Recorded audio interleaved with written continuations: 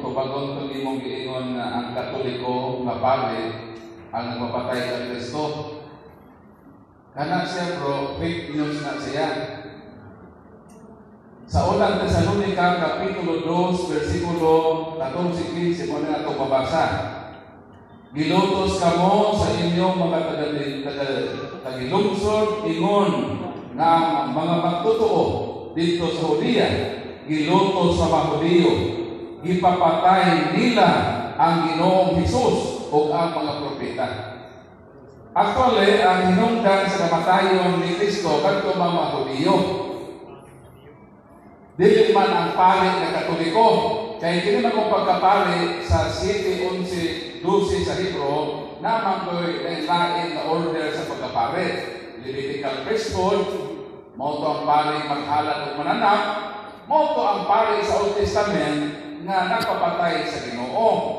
Kining pari na Katoliko, dili man Levitical priesthood, priest man according to the order of Melchizedek. Dili si Kristo mo ang high priest, Hebrews 5:10, o ang timailhan na ang usa ka pare sa laray ng Melchizedek, 14:18 sa Henesis, magdalag tinapay o bino. So ang atong pare, dili pare sa Levitical priesthood na mao ay nagpapatay kang Kristo, kundi ang atong pare dinhi sa Melchizedek priesthood na ang dala tinapay o bino kang kinsa si Kristo ang pangulong pare.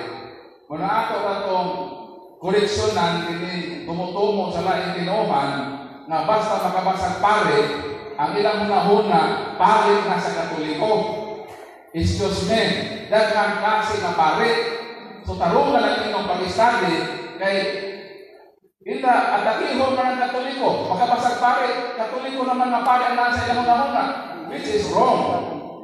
O katong giingon mo kaganina na dunay nanukpok sa mga larawan, ilabi na sa mahal